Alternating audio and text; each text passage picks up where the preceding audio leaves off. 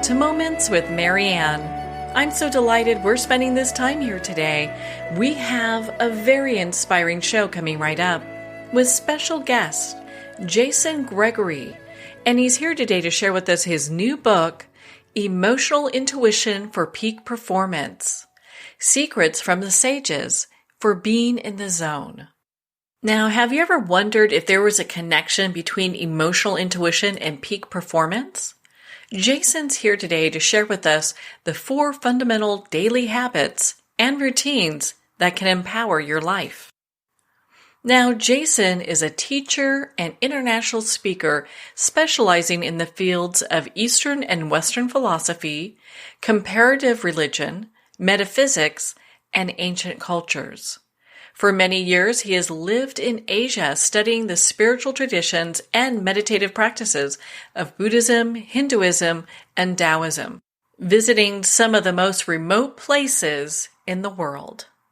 So joining us from Australia today, let's welcome Jason Gregory. Thank you for having me on, Marianne. It's a pleasure.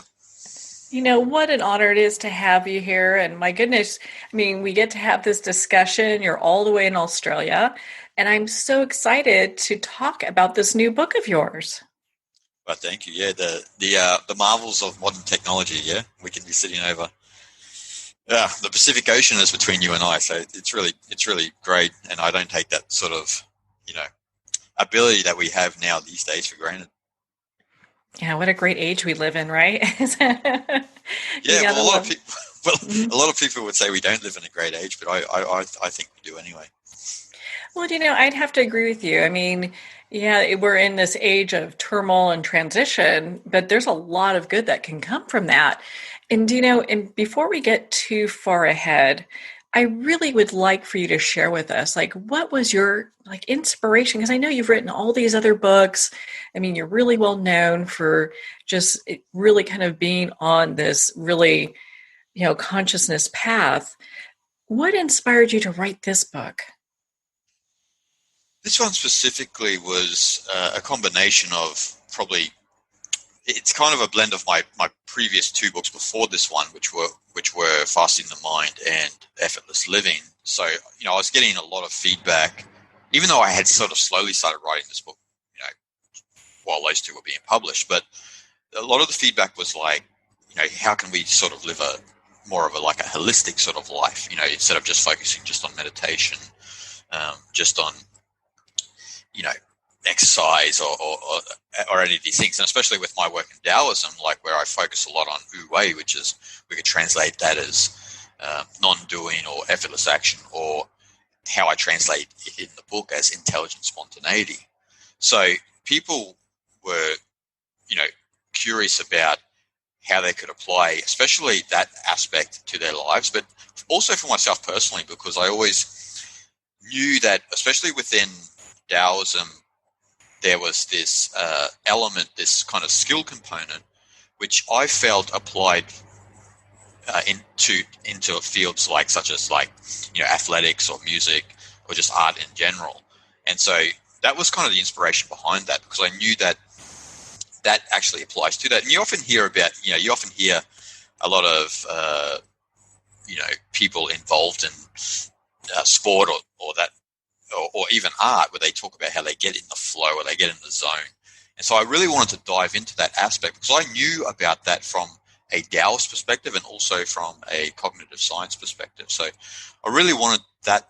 That was kind of the motivation for the book, because I knew that there was a model that people could apply to their life to excel in their own lives. So I know it's kind of and they're odd bedfellows to have Eastern spirituality mixed with modern science, but there are a lot of overlays there that they relate and they sink into it together well. And it's about time they did, right? Yeah, exactly. It is about time they did, and I think that a lot of people, because we do live in an age of where we categorize everything, right? So that's got to be over there, isolated from this, and back in the old ancient times, that was never the case, Marianne. A lot of science and spirituality were mixed together, but we're constantly in this age of compartmentalizing everything.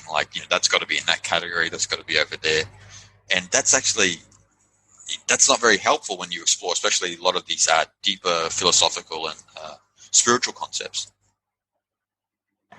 Well, it's interesting because, here we are talking about this age again, but, we're at this point in history where all this is dovetailing together and getting to the point where it is making more sense for people who are left and right brain. So it's nice to be able to have this, in a way where people are going, okay, maybe I'm all left brain, but I can really understand how this applies, in regards to just because you talk about it, your book is titled Emotional Intuition, like how this could apply to my life. Exactly. And a lot, like you said, a lot of people will cling to either their left or right brain, or, these days they're either liberal or conservative. There's a constant separation of, who we are. And I would say that, like I speak about in the book, as you mentioned, emotional intuition. So to understand that, we have to talk sort of about the embodied mind. So instead of being all, like you said, all left brain, all intuitive, all, in some sense, if you're too left brain, then it can get a bit floaty and, airy fairy without being grounded. But then if you're too intellectual, then you can get, very, look at the world around us, you know what I mean? It can become very stiff, stern, and, not empathize with others. And so but, I go further in depth in the book, as you know, like when I explore the ideas of hot and cold cognition, which are actually important to understand emotional intuition, / intelligent spontaneity. So, the cold cognition is that rational aspect of our mind which we've primarily focused on actually in the world, which is to do with education, to do with the intellect. It's kind of the cognitive control centers in our mind. It's what makes you Marianne, what makes me Jason, or what makes us think that that's all we are. So this prefrontal cortex in the front of our mind. But the hot cognition is basically the more unconscious regions in the brain. So basically the larger aspect of the majority of our brain, actually, which is actually really the driving force of most of our life, really. It's what makes us open and close our hands. It's what makes you and I pick up social cues with each other and facial expressions and be able to intuit, how to communicate with each other, all of these subtle things that we don't think about, which actually translate to also a lot of skill as well. But at the same time, if you're only in the hot cognition, you can fall into things like intuitive errors and stuff like that, where we will perceive something in the environment, for example, but it's not exactly how we intuit. This is like an intuitive error, and I'll explain a few of those in the book. So the basis of like emotional intuition is basically a merging of that cold and hot cognition, which is called the embodied mind, and this is kind of what is trained actually in Eastern philosophy and in such spiritual paths such as Zen Buddhism, where they're training the individual to act immediately, but also be appropriate to each situation. So that's definitely something that we could use in the modern world, because usually we're acting immediately without thinking about it, or in another sense, we're trying to be over appropriate and we think too much and we're not acting, immediately to the situation. And so, that's kind of a heightened sense of practice in Eastern spirituality, where you're trying to get to that stage of, acting immediate, but also being appropriate to each and every situation that you encounter. So using that technique, how is that helpful for people who are looking to, really kind of manage their performance in a greater way? I mean, can this be used for anybody, or is it just for athletes? No, it's for anyone, Marianne. It's for anyone. It's actually, this is more, as you know, in the book, I focus a large portion of the book on, trying to enhance people's skill and reach peak performance. But at the same time, these are life skills that we actually. That's actually the more important component of it. So the Zhuangzi are like one of the inspirations behind this book. Zhuangzi are one of the great Taoist sages, second to Lao Tzu. In his text, there are a lot of skill stories and this and that. Like there's a story of Butcher Ding, right? So Butcher Ding is this, it's a pretty graphic description, but it's like this butcher who cuts up an ox so effortlessly. And so Lord Wen Wei, he's the lord of the time, the king, and he goes to this ceremony. He sees Butcher Ding cut it up so effortlessly, and then he's amazed by his skill. And then he asks him, like, why, how have you perfected this? How do you do this? Like, and Butcher Ding kind of said, when I first encountered the ox, all I could see was the ox. But then after 3 years, I go at the ox. All I see is I see with spirit. So he sees the pattern of the ox, and he moves through the bones effortlessly and through the ligaments and whatnot effortlessly. And this is kind of like a metaphor for how we move efficaciously through life, instead of like moving through life and incurring harm on others and also on ourselves. We have this skill and this ability to move through life without, sort of like disturbing life or causing, just interfering in life in general. Because most of especially from the Taoist perspective, if we look at all the problems in the world, it's based on over-identification. And then once we over-identify with this idea of who we think we are, then we all have a personal agenda, which we superimpose on a world that, in and of itself is completely innocent, but we're superimposing our perspective on it. So the skill, I talk about fasting the mind in the book, is to fast the mind and to see the world purely for what it is, which allows you to move through the world efficaciously without incurring harm on yourself, but also, causing harm to others.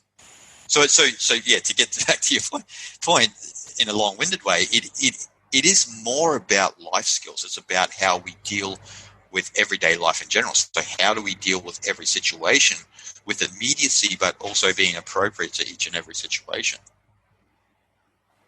Well, I'm glad you took the long way there, because that makes a whole lot of sense. And it's important that, we dive into this, because I really felt like your book had a lot of profound information. And I'd love for you to share with us, because we've talked about cognition.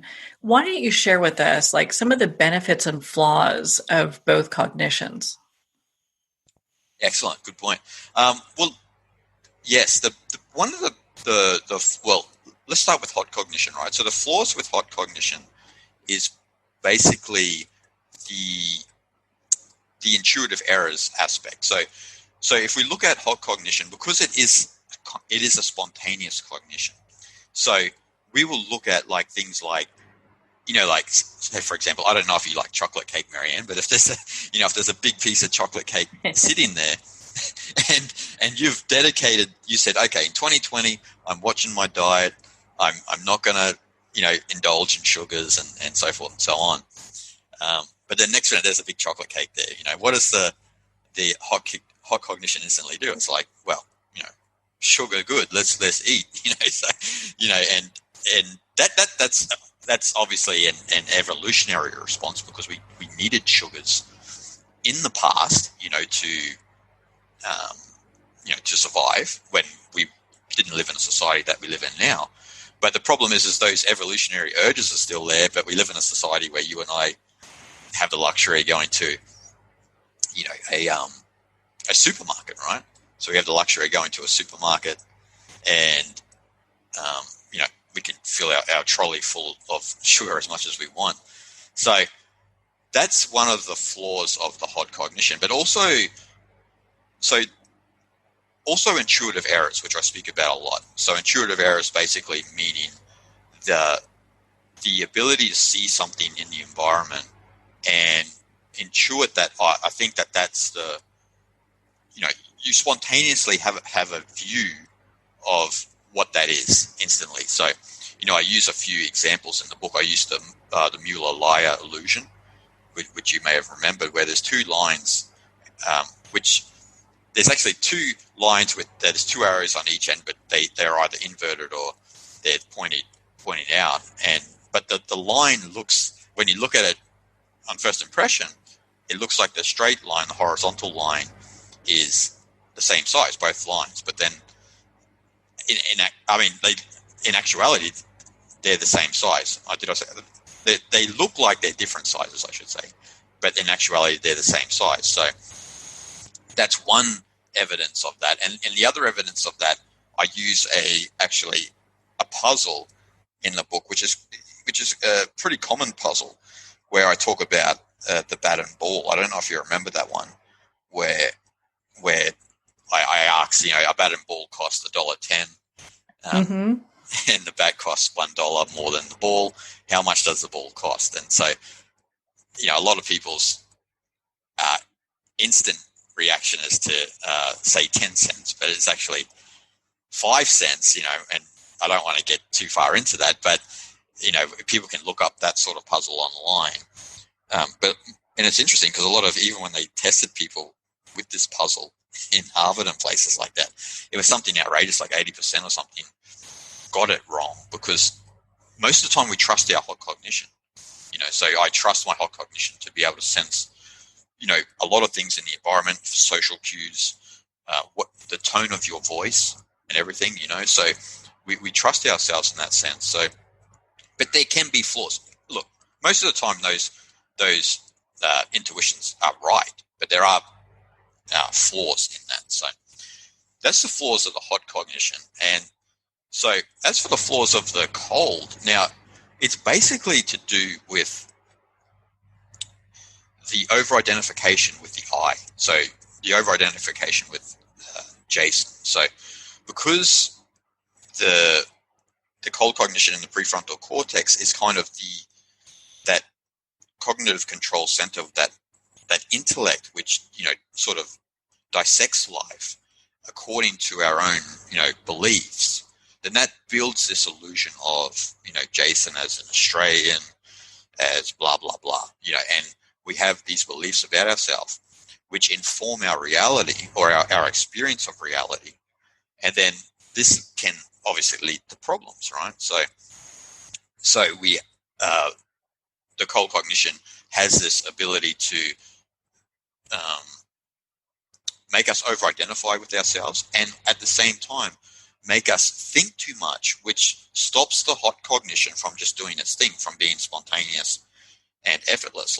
So a perfect example of this is a musician, where when a musician is highly trained, if they just allow the wisdom of the body, the hot cognition to take over, then the music comes out beautifully. But then when they start to overthink about what they're doing, you'll often hear them, they'll stuff up.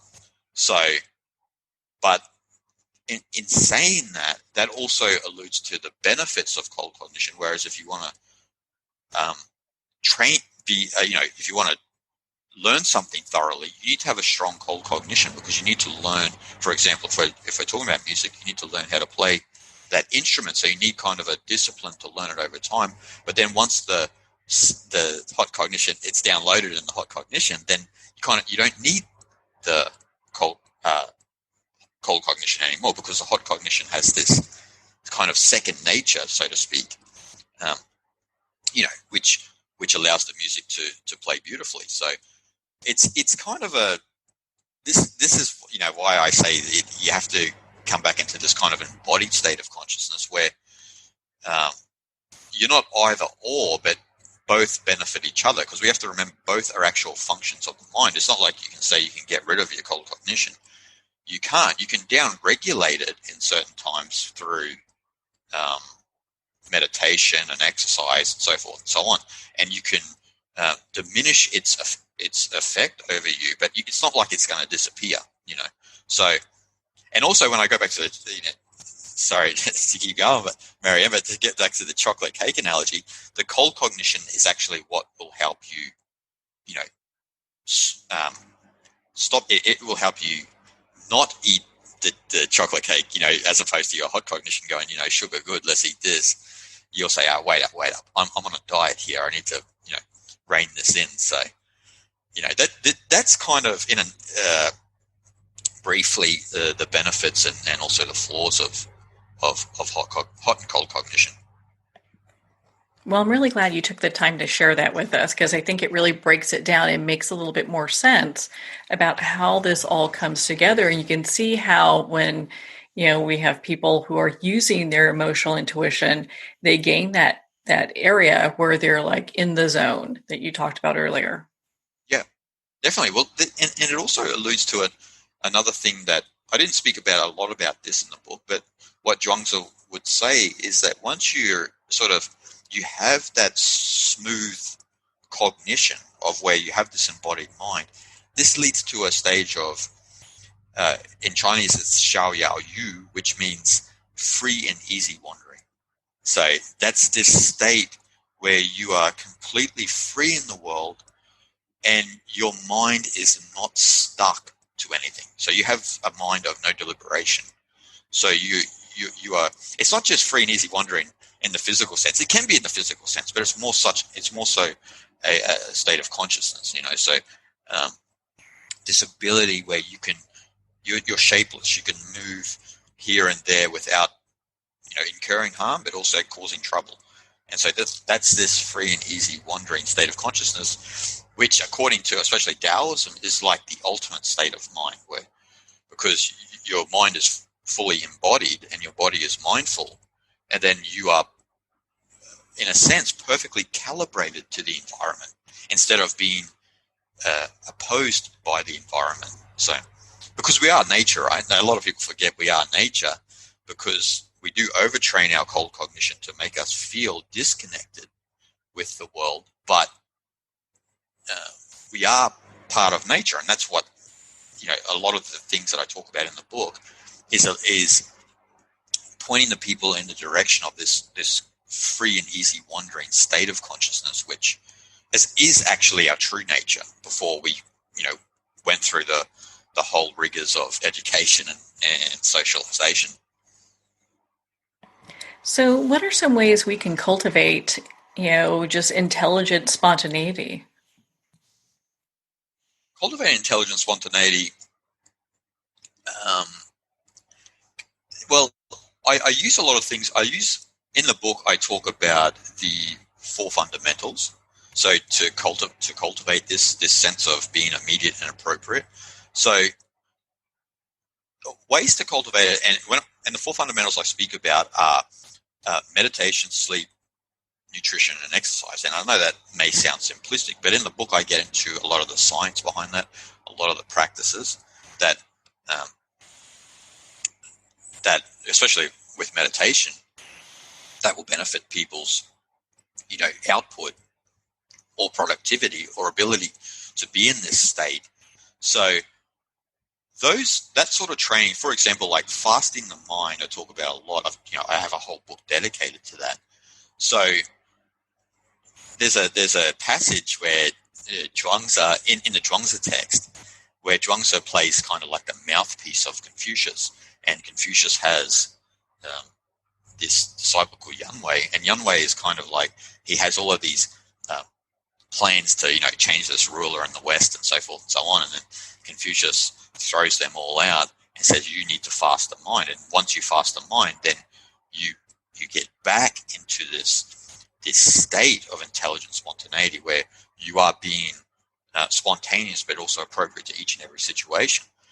And Yanwei says, I fast all the time, and but he's thinking about the fasting of the body. So the fasting of the mind is basically, in a sense, the elimination of a lot of distractions in your life and the elimination of just external noise in general, which will help your own internal chatter, which then allows you to be more present in each and every situation. And so that's more related to kind of the meditation aspect of trying to cultivate this intelligent spontaneity. But then we also have the nutrition aspect, and I have a lot of tips in the nutrition aspect, all the way from like mindful eating to also disciplined eating, like meaning that, I don't, in the book, I don't want to get into things like, what you should eat and shouldn't eat, even though I have a few tips there, but, I think there's too much noise around people saying that they're carnivores or vegans or, blah, blah, blah, all of these things. Especially from the Eastern perspective, it's more about being disciplined in your diet. So whatever diet you follow that to the nth degree, so to speak. And then also on top of that, I have the exercise component. So exercise is a good practice actually when you do a lot of cardio to get your mind back more comfortable with this zone-like feeling. And we've all felt that when we kind of let the body do its thing, and then once you exert a lot of energy, the cold cognition begins to down-regulate, and then you start to feel what that kind of sense of consciousness is. And then the last fundamental I talk about is sleep, which a lot of people actually neglect these days, but is kind of the bedrock for the other three. So, if you're not well rested, then it's your mind and your ability to function in the world is going to be, hampered. So I talk a little bit about the science of sleep in the book and just about how that nourishes the other fundamentals and allows that state of intelligent spontaneity to come to be alive, So, and, in the East, in Zen Buddhism, the way that they would train intelligent spontaneity was through like Zen koans. Like they would talk about, they would give a koan as kind of like a riddle or a puzzle that the master would give the student. And then the whole idea was to get them out of that intellectual habit we have when if I give you something, you're trying to like overthink about it without, sitting with it and just allowing, in some sense, the subconscious to do what it's designed to do, to read the environment, to work it out inside in time, and then to be able to deliver an immediate and appropriate response. And so I talk a lot about that. So there's a lot of things in the book, Marianne, about cultivating intelligent spontaneity. Well, on that note, we're going to pause here for a quick break. We've been speaking with Jason Gregory in regards to his new book, Emotional Intuition for Peak Performance. You've been listening to Moments with Marianne. We'll be right back after these messages.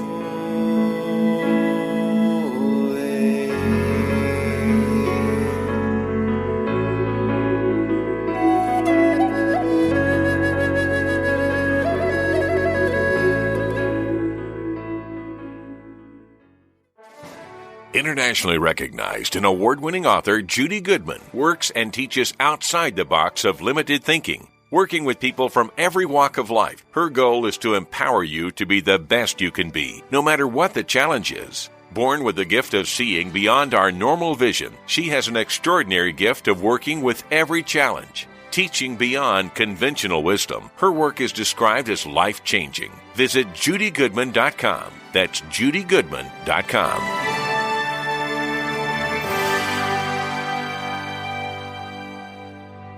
There comes a moment when you realize you're somewhere special, when you discover that each beautiful creature that you see has been rescued from a life of absolute horror and brought to this incredibly free place. Here's where their lives were forever changed and where yours will as well. Discover over 500 tigers, bears, and lions at the brand new visitor center at the Wild Animal Sanctuary just outside Denver. For more information, visit wildanimalsanctuary.org. Discover true freedom at the Wild Animal Sanctuary.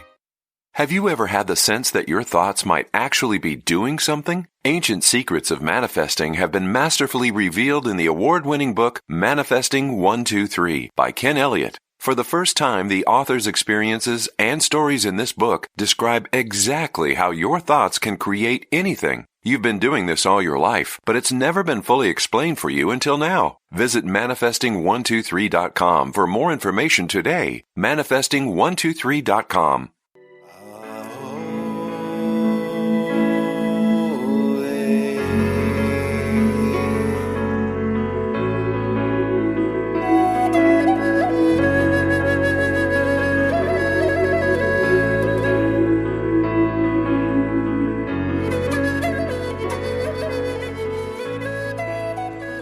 Welcome back to Moments with Marianne. We're here today with our special guest, Jason Gregory, and he's sharing with us his new book, Emotional Intuition for Peak Performance.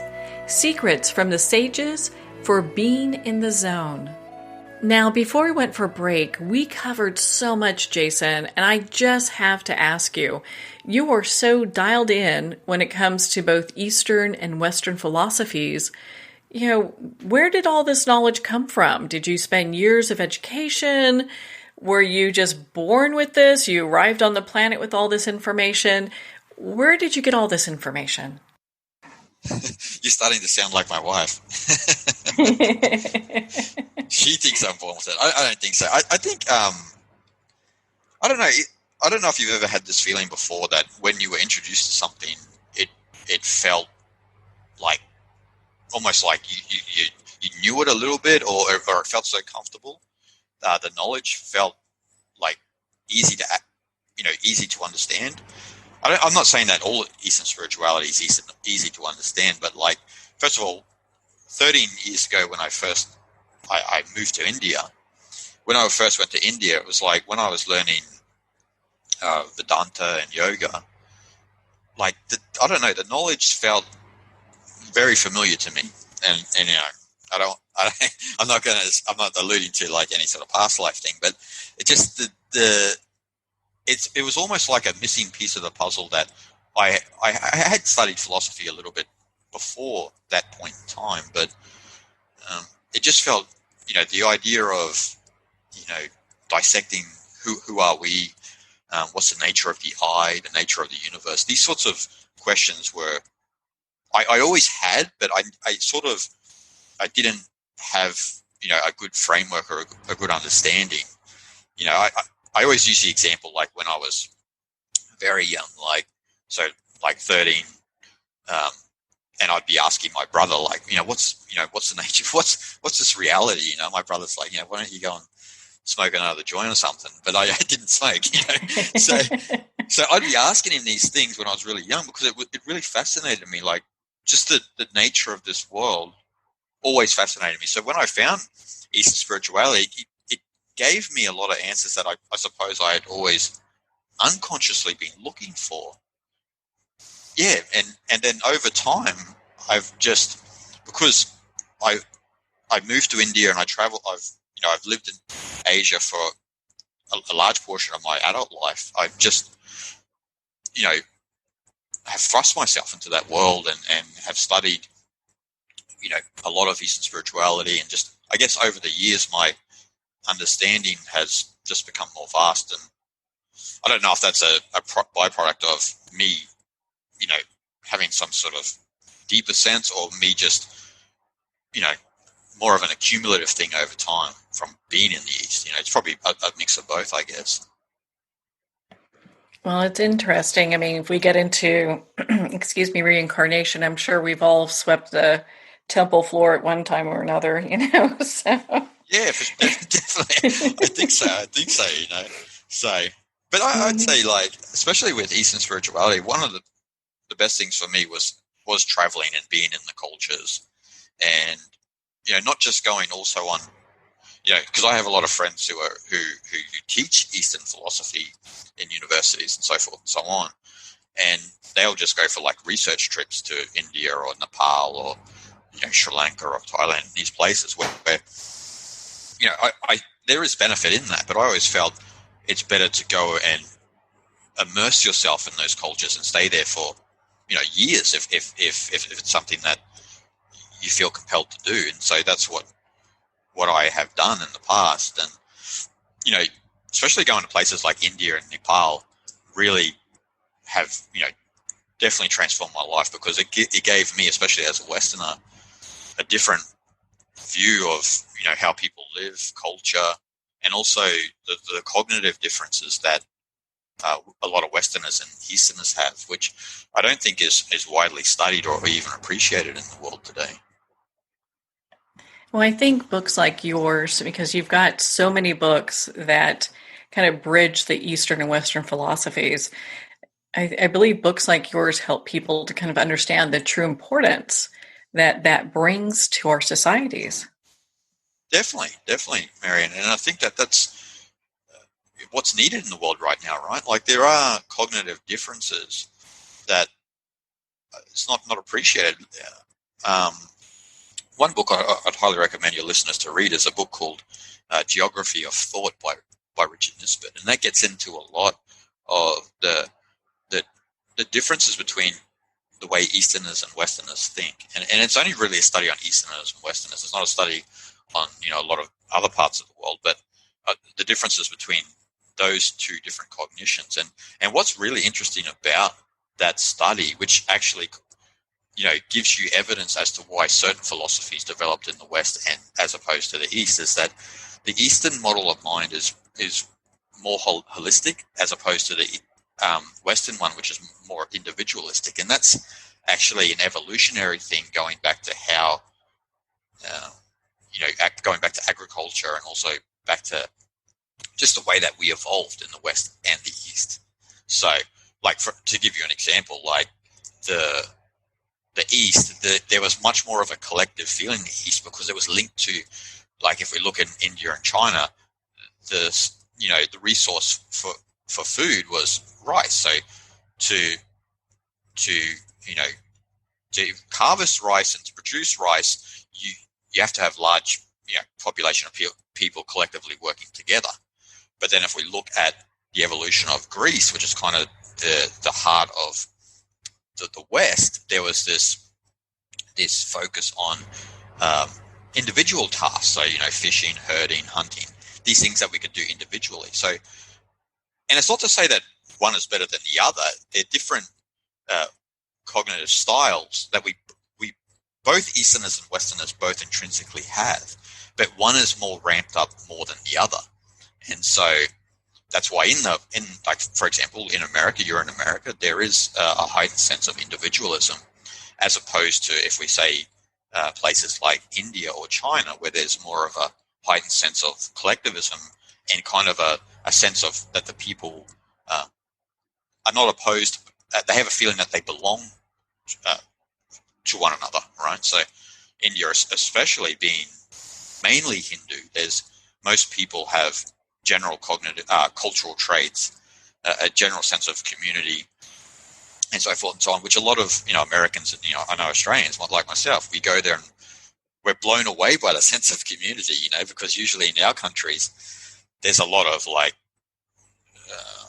conflict between look at America at the moment, conflict between personal self-interest and so forth and so on. So that's really interesting when you look at that study, when you look at the differences between East and West. And I think that both, when you look at from especially both positions, both can learn from each other. Like, so as Westerners, you and I can learn more about the holistic perspective of life, where Easterners can also learn more about, taking care of themselves individually and so forth and so on. There has to be this fine balance. And I think that's kind of what's slowly happening. Yeah, you can definitely feel there's a shift happening. And it's interesting. I was really fascinated how, I know you've brought this up or we've talked about the fasting of the mind, having that as part of your of this book, because I know you have your book, Fasting the Mind, that's also available. But just being able to kind of get to basics, I think is a real important thing. And you had so many great tips and information resources for people to kind of get into a place where we're starting to get, to what really matters. Because I think a lot of times we have so much going on, we can't even pay attention to what really matters. Yeah, it's true. But there's so much noise out there, right? So fasting the mind is, I think, one of the best practices for that, Marianne. I think that, for people that don't really know what fasting, well, I've kind of spoke a little bit about it, but it is about excluding a lot of that external noise, eliminating a lot of that, and getting back to, as you mentioned, the basics, getting back to that fundamentals where we are just, to use Zen Master Lynch's example, just eat, sleep, eat crap and go to bed. That's his philosophy in life. Don't think too much about the world. Don't project your own personal agendas. Just get back to those fundamental basics, which allow life to be as it will without coming into conflict with one another. And I think that a lot of, especially in, even our generation and younger generations and even older than our generation, is we've been brought up on television, on news, on all of these things, which keeps our mind focused on a lot of drama in life. And the news are not in the business of promoting positive things, even though a lot of more things in the world are positive than negative, but it's just not newsworthy. We have this negativity bias in our mind from evolution that we, for whatever reason, a lot of people are more attracted to negativity and drama than they're attracted to expressions of love and positivity, which is, in psychology, they actually call that an insane tendency, but we still have that within us. So when we talk about, in relating all of that to fasting the mind, we have to look at things like we have to start to detox from distraction, right? So we've got to stop distracting our mind and allow our mind to come back down into that state of equilibrium. And so when we look at the science of fasting the mind, we're talking about two branches of the nervous system in the autonomic nervous system, which are the sympathetic nervous system and the parasympathetic nervous system. So the sympathetic nervous system is what's activated when we're consuming any sort of noise, like on our smartphones. We might be on the Facebook feed or something like this, but also just from being active in general. So it's stimulated through activity, and not just physical activity, as I mentioned with the smartphone. If you think you're going to relax at home and sit down and watch, binge on a Netflix series, you're still activating a lot of the sympathetic nervous system. The other one is the parasympathetic nervous system, which is stimulated through, it's kind of called the rest and digest or feed and breed aspect of the nervous system, where that's kind of contributes. I mean, that's activated through doing nothing. And I know that doesn't sound exciting for your listeners, but it's activated through doing nothing. So it's activated through sleep. It's activated through meditation. But the problem, and a lot of the problems with society in general, is on an individual level. We're not accessing the parasympathetic nervous system throughout the day. And I don't just mean in a 20-minute meditation. You got to do maybe a little bit more than that, but that little bit of meditation in the morning is actually can be enough to nourish your intellectual life, throughout the day. So it's important for us to access that parasympathetic nervous system. And so we've got to get away from distractions. We've got to stop, every moment we have, we've got to stop looking at our phone. We've got to start to, as I mentioned in the book, we've got to embrace boredom. Instead of running away from boredom, let's dive into it and explore it a little bit, because often boredom is the result of our mind being accustomed to filling itself up. So once you pull the plug on that, it's kind of like, like the overhead fans. When you turn the overhead fan off, it's still going for a little bit. That's kind of like our mind is when you pull the plug on the noise. That boredom is like that the fan with the juice still in it. But you just got to sit with it for a while. And once you begin to access the parasympathetic nervous system a lot, you start to become more comfortable with actually doing nothing. And I'm not saying that you should sit around and do nothing all day, but if we reevaluate our life and we see that the amount of noise we consume, then it is important to pull the brakes on that. And in regards to fasting the mind, there are other things I mentioned in the book, like that will actually help you to have that basic mind that you speak about, where I talk about like not engaging in gossip. So try not to engage in gossip anymore. And gossip actually has become pretty much part and parcel with the world these days because of the media.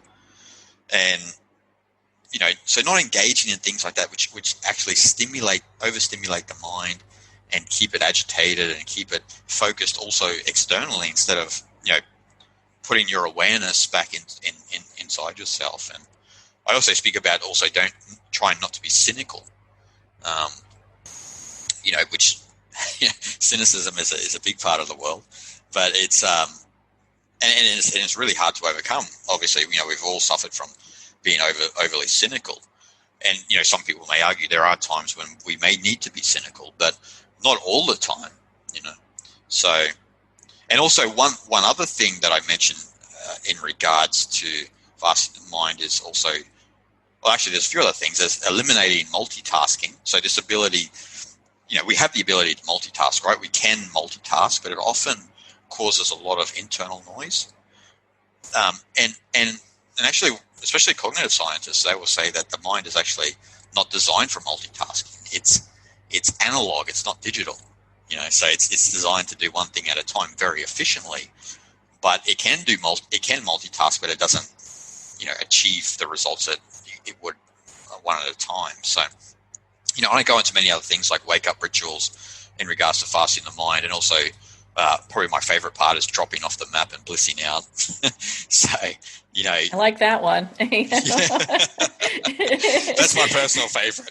Yeah, I like that one a lot, let me tell you. And it's really important, isn't it, Marianne, just to give ourselves that time, right?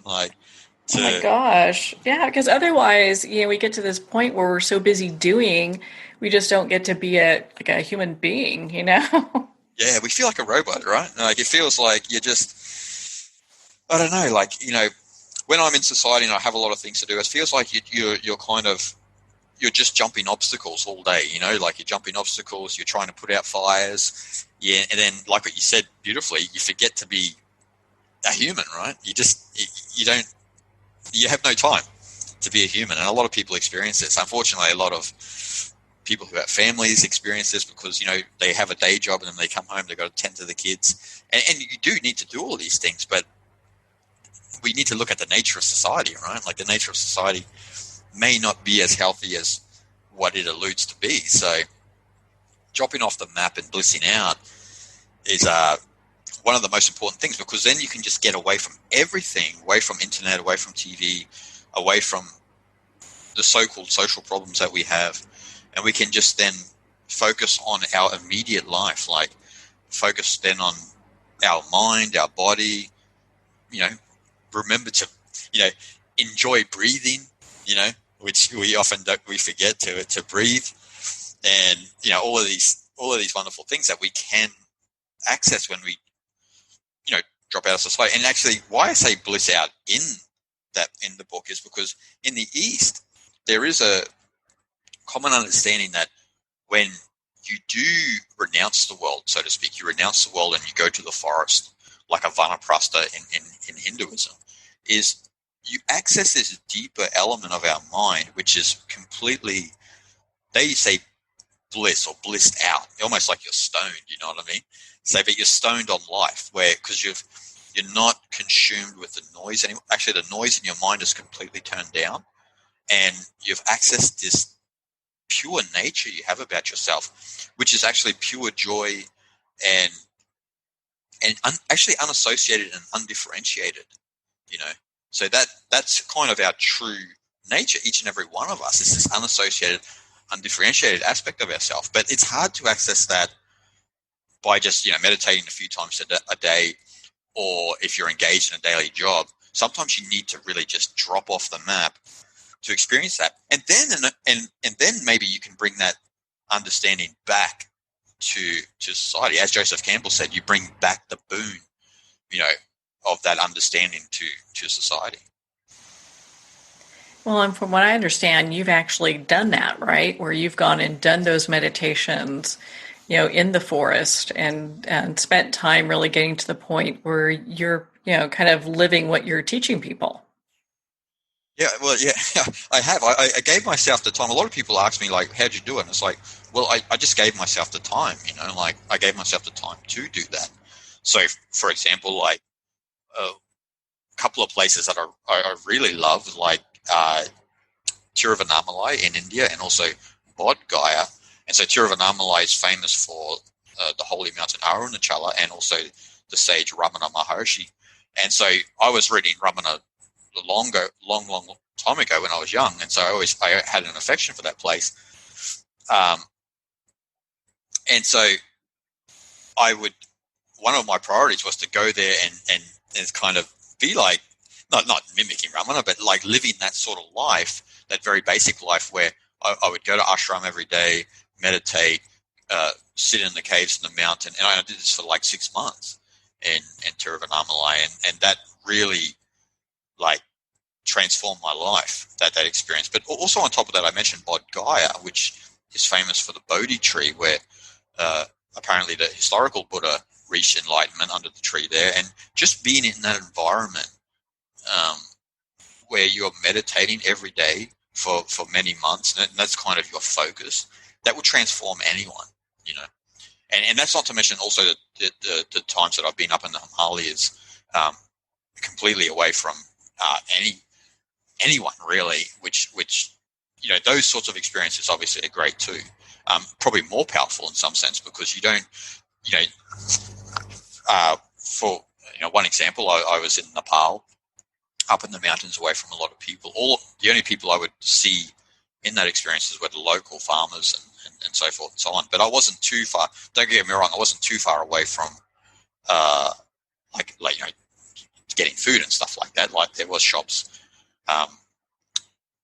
40 minutes away, so you know I could walk there and get some, you know, get some food and come back home. But the idea is to be up in the mountains, and, you know, and immersed in an environment which is conducive for meditation and deep contemplation for long periods of time. So especially those three experiences and specifically those places have really transformed my life from, you know, allowing myself the time to do that. And a lot of people say, yeah, but did you have money and this and that? And it's like, no, I didn't have that much money when I was doing those things. I was a lot younger, even though I still do those things now. Well, not now during the pandemic, but I still do those things. You know, I was in actually Nepal in 2016, so not too long ago, in my own, you know, self-isolation up in the mountains. But the people just have to give themselves the opportunity to do that, and also remember that we're not in a hurry here. You know, there's no finish line.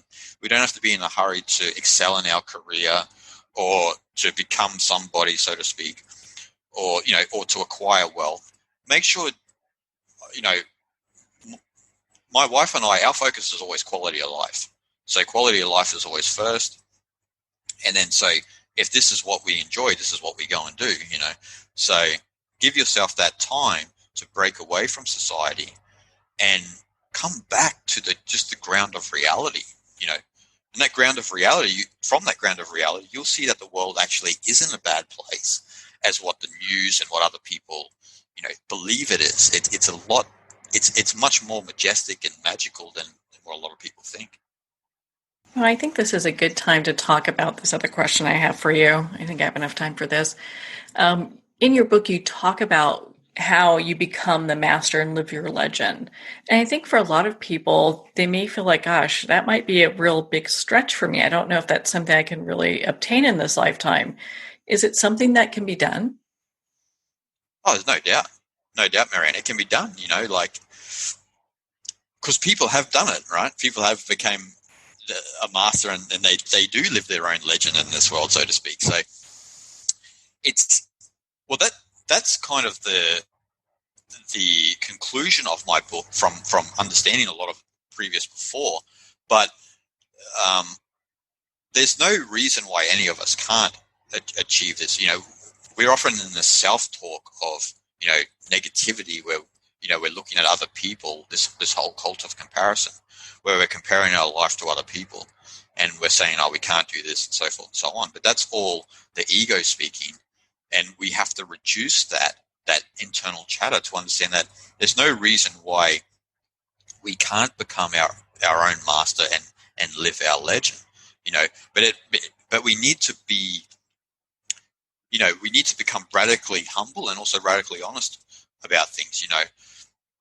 If we continue down this path of being arrogant and so forth and so on, and also being negative, there's no way that we can ever master anything, really. Most masters are extremely humble, don't interfere overly with life, and are not concerned actually about social status and so forth and so on. They just focus on, what they're good at, focus on their life, their immediate life, and then they will live their legend. I mentioned a few examples actually in the book where I mention the towards the end. There's a story, the South Korean hikers. So a lot of people believe that. I use that story for many reasons, but these trekkers, they're not extremely well known, but they followed their path sincerely, and they became, in some sense, the brave hero. It's a pretty sad story. I won't get a lot into it, but that's to showcase that you don't have to have fame and fortune to be a master or to live your legend too. That's a lot of illusion that the world promotes as well. That it's that's not true. We have to. Once we begin to follow our path sincerely and we begin to become humble, we also have a sense that we're serving something much greater than ourselves, not just our own life. We understand that we're a part of the world, a part of the universe. And in following that, we begin to serve something much greater than ourselves. But it may not be to the scale of, someone who, like Elon Musk or someone like this. It may be just in your immediate reality, which you will affect. But that also reverberates out. So my advice to all your listeners would be, there's no reason why any of us shouldn't be able to, become a master and live our legend, because we're all the same fundamentally deep down. Deep down, we're all the same. We're all part of that unified consciousness that I was talking about, that kind of state of, that undifferentiated state of Atman they talk about in Hinduism, which is identical to the totality of Brahman as the totality of the universe. And we are all that deep down. So there's no reason why we shouldn't. The only way that we don't reach those heights is because we may not be disciplined or dedicated enough to whatever we're doing, whatever skill you're following. But you have to really focus on what's holding you back. You have to kind of dent your ego and allow the nature of the world to take over. So this gets back into the embodied cognition. You have to down-regulate that cold cognition where a lot of the self-talk comes from, like, oh, you can't do this, Marianne, you can't do that. And down-regulate that through a lot of the practices I show in the book to allow the spontaneity of the universe to shine, just to be itself. And then the rest will take care of itself. You make that sound so easy. It's not easy, that's for sure. It's not easy. It's a lifelong journey. I can hear what you're saying. I mean, because this is, again, it's like there's no end. It's not like, whoever hits the race the fastest wins. I mean, it's a lifelong journey that we're taking. It's a marathon. It's a marathon, yeah, exactly.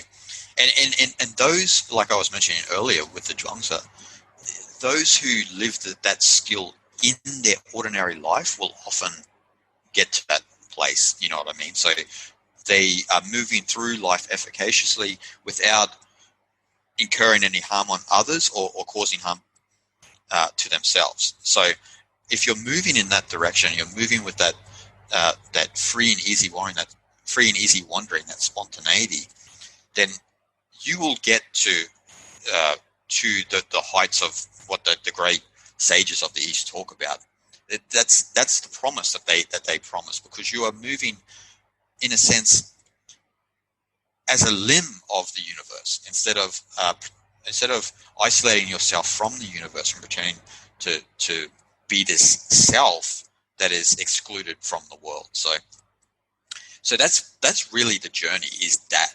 And then, obviously the mastery and living your legend will come as a result of living that. But we really have to immerse ourselves in that and know that,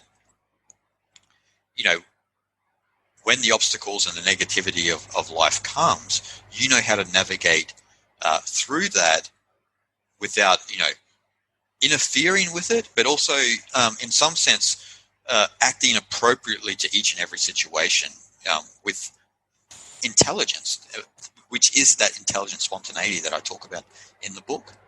So, Jason, where can our listeners connect with you and learn not just about emotional intuition for peak performance, but all of your books and be part of your community?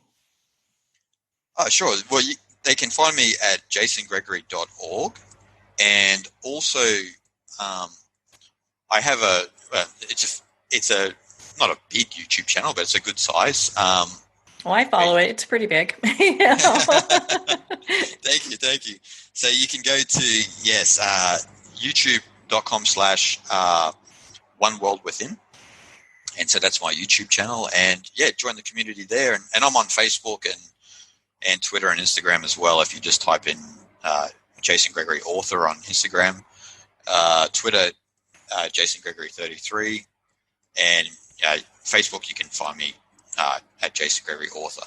So, well, Jason, thank you so much for taking the time to be on the show with us here today. Thank you for having me on, Marianne. It's a pleasure. Well, thank you, Jason. It has been such an honor to spend this time with you, and of course, to talk about your new book, Emotional Intuition for Peak Performance. Emotional Intuition for Peak Performance is available at Amazon, Barnes & Noble, and select indie retailers, and of course, you can get it on Kindle.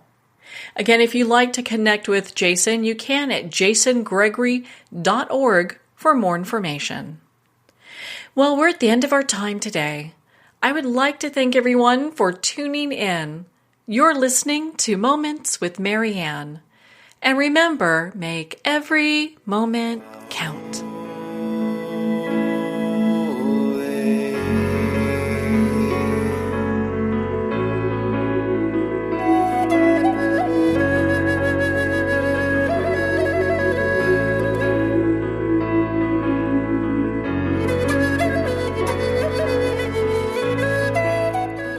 In a single moment, your life can change. Moments with Marianne is a transformative hour that covers an endless array of topics with the best of the best. Her guests are leaders in their fields, ranging from inspirational authors, top industry leaders, and business and spiritual entrepreneurs. Each guest is gifted and a true visionary, a recognized leader in her own work, and while teaching others to develop, refocus, and grow, Marianne will bring the best guest and sometimes a special surprise. Don't miss this. You never know just which moment will change your life forever. Moments with Marianne airs every Sunday, Monday, Thursday, and Friday at 8 p.m. Eastern and 5 p.m. Pacific Time.